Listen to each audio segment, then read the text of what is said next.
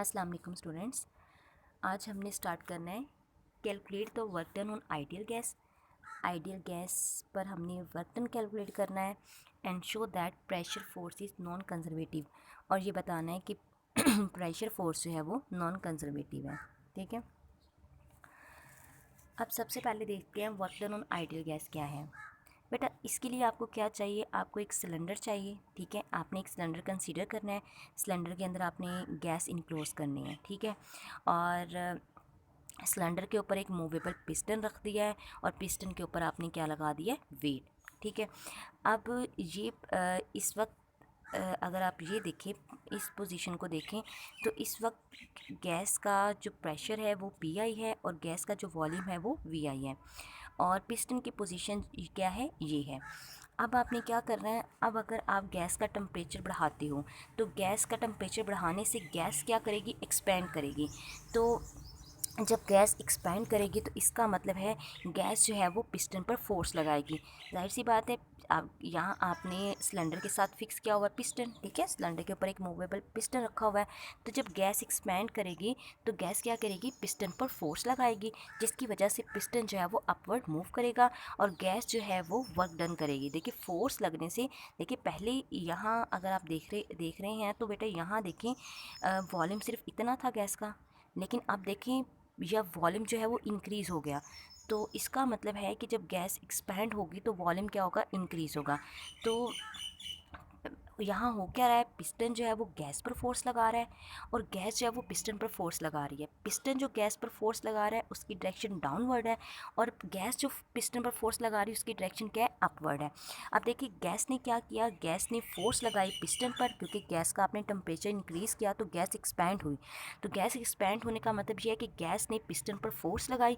ठीक है, पिस्टन पर फोर्स लगाते हुए गैस ने डिस्टेंस डी एक्स कवर किया और यहाँ पर पहुँच गई। ठीक है, यहाँ पर पहुँच गई, ये पिस्टन की पोजीशन है। ठीक है, और यहाँ पर अब फाइनल प्रेशर पी एफ बन गया और फाइनल वॉल्यूम जो है वो वी एफ है। अब देखिए अगर हमें पता है कि अगर किसी बॉडी पर फोर्स लगने की वजह से बॉडी जो है वो उसी डायरेक्शन में डिस्टेंस कवर करे तो हम कहते हैं बॉडी ने क्या किया, वर्क डन किया है। बॉडी ने क्या किया, वर्क डन किया है। तो देखिए बेटा यहाँ पिस्टन, गैस ने क्या किया, पिस्टन पर फोर्स लगाई, जिसकी वजह से पिस्टन जो है वो इस पोजीशन से इस पोजीशन पर पहुंच गया। तो ठीक है, गैस ने क्या किया, डिस्टेंस कवर किया डी एक्स, और फोर्स लगने से डिस्टेंस डी एक्स कवर हुआ है, तो इसका मतलब है गैस ने वर्क डन किया है किस पर, पिस्टन पर। ठीक है, पिस्टन पर वर्क डन किया है। तो बेटा गैस ने जो पिस्टन पर फोर्स लगाई है उसको हम रिप्रेजेंट करेंगे F is equal to P A. ठीक है, F is equal to P A, और न्यूटन के थर्ड लॉ के अकॉर्डिंग जो पिस्टन फोर्स लगा रहा है गैस पर उसकी डायरेक्शन डाउनवर्ड है, और गैस जो पिस्टन पर फोर्स लगा रही है उसकी डायरेक्शन क्या है, अपवर्ड है। तो इसका मतलब ये है कि पिस्टन जो फोर्स लगाएगा और जो गैस पिस्टन पर फोर्स लगाएगी दोनों की डायरेक्शन क्या है, ऑपोजिट है। तो अब बेटा गैस ने पिस्टन पर जो फोर्स लगाई और जो वर्क डन हुआ है हम उसको रिप्रेजेंट करेंगे D W is equal to F dot D X की। अगर हम नेट वर्क डन निकालना चाहें तो हम क्या करेंगे, इसको इसका इंटीग्रल लेंगे। तो W is equal to integral of D W आ गया, हमने डी डब्ल्यू की वैल्यू पुट की एफ डॉट डी एक्स, और बेटा यहाँ एफ फोर्स है और डी एक्स जो गैस ने डिस्टेंस कवर की है। ठीक है, तो बेटा डॉट प्रोडक्ट को खोला, F D x cos theta आएगा, और यहाँ थीटा हम लेंगे 180, क्योंकि पिस्टन और पिस्टन गैस पर जो फोर्स लगा रहा है और गैस पिस्टन पर जो फोर्स लगा रही है दोनों की डायरेक्शन क्या है, ऑपोजिट है, मतलब दोनों एंटी पैरेलल है। तो थीटा क्या बनेगा, 180। तो बेटा 180 आपको पता है कॉस 180 -1 के इक्वल होता है, तो डब्ल्यू किसके इक्वल आ जाएगा, माइनस एफ डी एक्स की, और बेटा डी एक्स जो है वो एरिया होगा पिस्टन का। ठीक है, डी एक्स क्या है, एरिया है। तो हमने क्या किया, डी एक्स की जगह हमने पुट कर दिया नहीं नहीं सॉरी बेटा, यहाँ आपने क्या करना है, एफ़ की वैल्यू पुट करनी है। एफ़ किसके इक्वल है, पी ए के इक्वल है। तो यहाँ क्या आ जाएगा, एफ़ की जगह आ गया पी ए और D X as it is. अब बेटा यहाँ जो हमारे पास ए डी एक्स है, ये आपके पास क्या है, सिलेंडर का क्रॉस सेक्शनल एरिया, और डी एक्स जो है आपके पास क्या है, जो डिस्टेंस उसने कवर किया है। ठीक है, डिस्टेंस जो है गैस ने डिस्टेंस कवर किया है, या आप ये कह सकते हो ए आपके पास जो है वो पिस्टन का क्रॉस सेक्शनल एरिया। तो देखिए पिस्टन का और सिलेंडर का क्रॉस सेक्शनल एरिया जो है वो सेम ही है। तो ए आपके पास क्या है, क्रॉस सेक्शनल एरिया, और डी एक्स आपके पास क्या है, डिस्टेंस है जो कवर किसने किया है, गैस ने कवर किया है। तो बेटा एरिया इंटू डिस्टेंस मिलकर क्या बना देते हैं, वॉल्यूम। तो हम ए डी एक्स की जगह पुट करेंगे डी वी। तो हमारे पास इक्वेशन क्या बनेगी, W is equal to minus P D V. ठीक है। अब डी एक्स क्या है, डिस्प्लेसमेंट है, move by the piston in upward direction. और नेगेटिव का मतलब ये है कि पिस्टन, गैस जो पिस्टन पर फोर्स लगा रही है वो ऑपोजिट है उस फोर्स के जो पिस्टन जो है वो गैस पर लगाता है। तो आपने याद रखना है, गैस जब कॉन्ट्रैक्ट होती है, ठीक है, गैस जब कॉन्ट्रैक्ट करती है तो वर्क डन जो है वो पॉजिटिव होगा, और जब गैस एक्सपैंड करती है तो वर्क डन क्या होगा, नेगेटिव। तो देखिए यहाँ गैस ने एक्सपैंड किया है तो वर्क डन आपके पास क्या आ रहा है, नेगेटिव आ रहा है। तो बेटा फाइनल रिजल्ट क्या बना, W is equal to minus P D V के।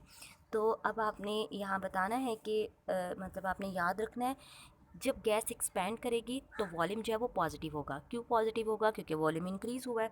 आप पीछे देख सकते हैं, पहले गैस का वॉल्यूम इतना था और अब इतना हो गया। तो जब गैस एक्सपैंड करती है तो बेटा वॉल्यूम जो है वो इंक्रीज़ होता है, तो हम कहेंगे वॉल्यूम पॉजिटिव है, और वर्क डन क्या हो जाएगा, नेगेटिव होगा। लेकिन जब गैस जो है वो कॉन्ट्रैक्ट करती है, वॉल्यूम डिक्रीज़ होता है, तो डी वी हम नेगेटिव लेंगे और वर्क डन क्या आ जाएगा, पॉजिटिव। तो हम लिख सकते हैं when V F final volume जो है वो ग्रेटर देन होगा इनिशियल वॉल्यूम से, तो वर्क डन जो है वो नेगेटिव होगा, और जब फाइनल वॉल्यूम जो है वो लेस देन होगा इनिशियल वॉल्यूम से, वर्क डन क्या हो जाएगा, पॉजिटिव। अब हमने देखना है non conservation of pressure force. हमने देखना है कि क्या प्रेशर फोर्स जो है वो नॉन कंजर्वेटिव है। तो बेटा उसके लिए हम क्या करेंगे, पी वी ग्राफ लेंगे, pressure along Y axis, volume along X axis. ये हमारे पास इनिशियल प्रेशर है और ये हमारे पास क्या है, फाइनल प्रेशर है। ये इनिशियल वॉल्यूम है और ये फाइनल वॉल्यूम है। तो यहाँ हमारे पास एक पाथ है ए बी डी सी ए। तो इस क्लोज पाथ को हम 2 पाथ्स में डिवाइड करते हैं। पहला पाथ लेंगे ए बी डी और दूसरा पाथ लेंगे ए सी डी। तो पहले हम वर्क डन निकालेंगे along path A B D. तो जो वर्क डन होगा along path A B D उसको हम रिप्रेजेंट करेंगे W1 के साथ, और जो वर्क डन होगा along path A C D उसको रिप्रेजेंट करेंगे W2 के साथ। तो बेटा यहाँ W1 किसके इक्वल आएगा, work done along path A B plus work done along path B D. तो हमने ये लिख लिया। अब बेटा जो वर्क डन होगा अलोंग ए बी पाथ ये ज़ीरो हो जाएगा। क्यों, क्योंकि बेटा यहाँ वॉल्यूम जो है वो कांस्टेंट है। ठीक है, देखिए आप ए से बी तक जा रहे हैं, वॉल्यूम चेंज नहीं हो रहा, प्रेशर चेंज हो रहा है। तो हमारे पास वर्क डन का फॉर्मूला है W is equal to minus P D V के। तो बेटा प्रेशर कांस्टेंट हो सकता है लेकिन वॉल्यूम कांस्टेंट नहीं होना चाहिए, क्योंकि वॉल्यूम को आपने क्या करना है, इंटीग्रेट करना है। तो बेटा वॉल्यूम यहाँ इस केस में वॉल्यूम कांस्टेंट है, तो वॉल्यूम क्या आ जाएगा, ज़ीरो। तो वर्क डन क्या हो जाएगा, ज़ीरो। अब आपने वर्क डन निकालना है अलोंग पाथ बी डी। तो इसके लिए भी ये वाला फॉर्मूला लगाएंगे माइनस पी डी वी। ठीक है, यहाँ वॉल्यूम जो है वो चेंज हो रहा है तो इसलिए हम यहाँ वर्क डन ज़ीरो नहीं ले रहे। तो यहाँ पी डी वी और लिमिट पुट कर दी। फाइनल देखिए यहाँ इनिशियल वॉल्यूम है वी आई और फाइनल वॉल्यूम क्या है, वी एफ। तो हमने लिमिट पुट कर दी V I to V F. अब बेटा पी एफ जो कांस्टेंट है इसको बाहर निकाल लेते हैं। देखें पी एफ यहाँ प्रेशर क्या है, कांस्टेंट, इसको बाहर निकाल लिया। तो पीछे क्या बचा, डी वी को आपने इंटीग्रेट किया तो वी आया। वी पर जब लिमिट पुट की तो वो क्या बन गया, V F minus V I. तो आपने वर्क डन निकाल लिया along path A B D. अब वर्क डन निकालना है along path A C D. तो बेटा यहाँ क्या होगा, यहाँ भी 2 पाथ्स में वर्क डिवाइड हो जाएगा। Work done along A C, work done along C D, work done along A C, work done along C D. तो बेटा जो work done along C D होगा तो देखिए यहाँ भी वर्क डन ज़ीरो हो जाएगा। क्यों, क्योंकि यहाँ भी वॉल्यूम जो है वो चेंज नहीं हो रहा। इसके अलावा यहाँ ए बी जो है वो पैरेलल है सी डी के।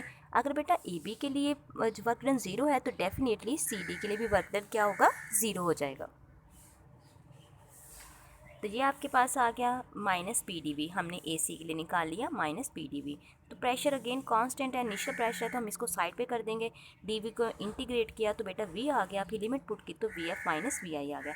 तो अब आप वर्क W1 और वर्क W2 को देख सकते हैं। बेटा ये दोनों डिफरेंट है। ठीक है, देखिए minus P F minus P I, V F minus V I, V F minus V I, ये दोनों सेम है, लेकिन ये इनिशियल प्रेशर पर हुआ है और ये फाइनल प्रेशर पर हुआ है।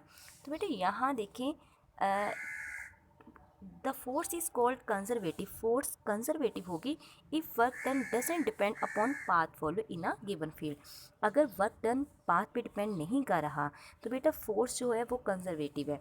लेकिन पाथ पे डिपेंड ना करने का मतलब ये है कि सभी मतलब जितने भी आप पाथ्स कंसीडर करें सबके लिए वर्क डन जो है वो एक जैसा आना चाहिए। तो फिर हम कहेंगे कि भाई वर्क डन जो है वो पाथ पे डिपेंड नहीं कर रहा, तो फोर्स जो है वो कंजर्वेटिव होगी। लेकिन अगर वर्क डन डिफरेंट आ रहा है, डिफरेंट पाथ्स के लिए डिफरेंट आ रहा है, तो इसका मतलब है कि वो कंजर्वेटिव फोर्स नहीं है। कंजर्वेटिव फोर्स नहीं है तो फिर वो क्या होगी, नॉन कंजर्वेटिव। तो यहाँ देख सकते हैं पार्ट 1 और पार्ट 2 के लिए जो वर्क डन आ रहा है वो सेम नहीं है, सेम नहीं है। तो इसका मतलब है कि वर्क डन जो है वो पाथ पे, मतलब जो फोर्स जो है वो पाथ पे डिपेंड नहीं कर रही। मतलब आप ये कह सकते हैं कि वर्क डन जो है वो सेम नहीं है। तो work done depends upon path. ठीक है, आप कह सकते हैं कि वर्क डन जो है वो फिर पाथ पे डिपेंड कर रहा है। पाथ पे डिपेंड, अगर पाथ पे डिपेंड ना करता तो दोनों के लिए वर्क डन सेम आता, लेकिन वो पाथ पे डिपेंड कर रहा है, सेम नहीं आ रहा। तो इसका मतलब कि प्रेशर फोर्स जो है वो नॉन कंजर्वेटिव है। अब बेटा आपने वर्क डन निकालना है आइडियल गैस के लिए, आइसोथर्मल, आइसोबैरिक और आइसोकॉरिक प्रोसेसेस के लिए। तो सबसे पहले हम निकालते हैं the process in which temperature remain constant but volume is inversely proportional to the pressure. अगर वॉल्यूम का प्रेशर के साथ इन्वर्स रिलेशन हो और टेम्परेचर को हम कांस्टेंट रखें तो बेटा ऐसा प्रोसेस कहलाता है आइसोथर्मल प्रोसेस। क्या कहलाता है, आइसोथर्मल प्रोसेस। तो वर्क डन के लिए आइडियल गैस इक्वेशन क्या है, W is equal to minus PdV के। अब when gas expand or contract at constant temperature the relationship between volume and pressure is given by Boyle's law। जब बेटा हम constant temperature पर गैस को expand करवाते हैं या contract करवाते हैं तो उस वक्त Boyle's law कैसे लिखते हैं, PV हमने पढ़ा था ना, PV is equal to constant. तो फिर हमने पढ़ा PI/VI is equal to PF/VF। मतलब अगर टेम्परेचर कांस्टेंट है तो product of pressure and volume must be equal to product of pressure of volume at final temperature. या कह सकते हो product of initial pressure and initial volume must be equal to product of final pressure to final volume। तो बेटा आपके पास general gas या ideal gas law क्या है, P V is equal to N R T के। इसमें से आपने पी निकाला तो वी उधर क्या हो गया, डिवाइड। अब ये पी की वैल्यू आपने इक्वेशन 1 में पुट करनी है। W is equal to minus limit put कर दी VI टू VF और पी की जगह आ गया NRT ओवर VTV के। अब NRT कांस्टेंट, इसको बाहर निकाल लेते हैं, पीछे क्या बचा, DV ओवर V। अगर बेटा DV ओवर V को इंटीग्रेट करें, अगर आपके पास यूँ है, ठीक है, DV ओवर V, तो बेटा इसका जो इंटीग्रल है वो आएगा नेचुरल लोग V। ठीक है, नेचुरल लोग V के इक्वल आ जाएगा। तो ऐसे ही किया, नेचुरल लॉग V के इक्वल आ गया। फिर आपने क्या करना है, ये जब आपने V लगा लिया फिर उसके बाद आपने इसकी लिमिट्स पुट करनी है। तो आपके पास आएगा natural log VF minus VI। ठीक है, क्या आएगा, माइनस VF, यूँ लिखे VF माइनस VI आ जाएगा। ठीक, और साथ क्या आ जाएगा, नेचुरल लॉग। अब आपको पता है लॉग में 2 टर्म्स अगर हम सब्ट्रैक्ट करते हैं तो वो डिवीजन में आ जाती है। तो देखिए बेटा यहाँ आपके पास आ जाएगा W is equal to minus NRT के natural log VF over VI। Work done is negative, यहाँ वर्क डन नेगेटिव होगा कब, when final volume greater than initial volume. और वर्क डन पॉजिटिव होगा जब फाइनल वॉल्यूम जो है वो लेस देन होगा इनिशियल वॉल्यूम के। तो बेटा ये आपने वर्क डन निकाला है किसके लिए, आइसोथर्मल प्रोसेस के लिए। टेम्परेचर आपने कांस्टेंट रखा था। अब बेटा आगे क्या है, work done during isobaric process. अब हमने देखना है कि आइसोबैरिक प्रोसेस क्या है, the process in which pressure remain constant. अगर प्रेशर को हम कांस्टेंट रखते हैं तो बेटा ये कहलाता है आइसोबैरिक प्रोसेस। तो इसके लिए हम वर्क डन जो है वो निकालते हैं। तो अगेन फॉर्मूला तो हम यही रखेंगे, W is equal to minus VI over VF PdV के। आपने यहाँ क्या रखना है, प्रेशर को कांस्टेंट रखना है, तो प्रेशर को निकाल लेते हैं। प्रेशर हमने कर लिया साइड पर, ठीक है, प्रेशर साइड पर DV को इंटीग्रेट किया तो आपके पास V आ गया। ठीक है, V आ गया। अब चूँकि सॉरी बेटा यहाँ प्रेशर को बाहर निकालिए, DV की जगह आपके पास V आ गया, लिमिट्स पुट की, VF माइनस VI आ गया।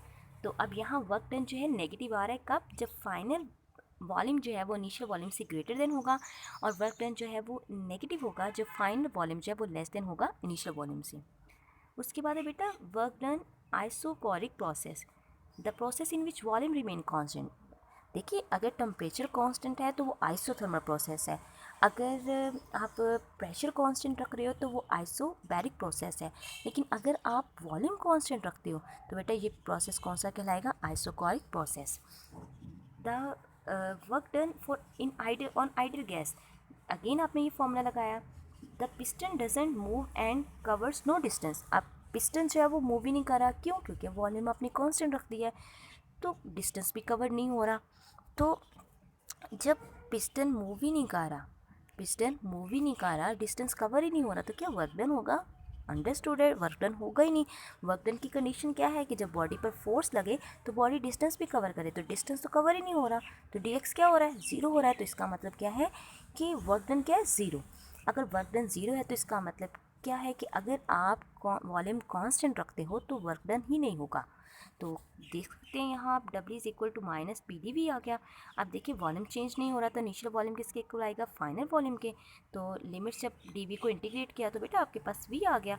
ठीक है, डी को इंटीग्रेट किया, V आया, लिमिट पुट की VF, और VF माइनस VF आ जाएगा। क्यों? क्योंकि वॉल्यूम जो है वो चेंज नहीं हुआ, तो VF माइनस VF ज़ीरो आ जाएगा, तो वर्क डन क्या होगा? ज़ीरो हो जाएगा। तो इसका मतलब है कि आइडियल आइसोकोरिक प्रोसेस में वर्क डन क्या होगा? ज़ीरो होगा। तो बस बेटा आज के लिए इतना ही था।